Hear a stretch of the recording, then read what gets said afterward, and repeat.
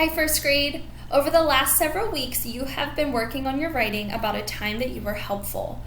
Each of those days that we worked on writing, we were working through the writing process. So think back several days. The first stage in the writing process was pre-write. This is where we brainstormed different times that we were helpful and we drew pictures. The next stage was drafting. When you draft, you use your ideas to write your first draft, or the first time that you write the story. Then the next stage that we went through was revise. When you revise, you make changes to improve your writing. So we went back and added more vivid verbs and those exciting verbs. The next stage that we went through was edit.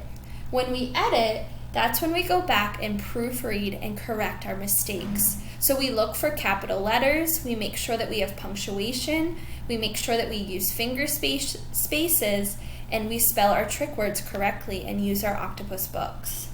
You are ready for the final stage, which is publish. When you publish your writing, that is when you make your final copy and you get to share it with others. So what we're going to ask you to do is you'll go to the next page in the Seesaw activity and you will see my published writing about my cat Zoe.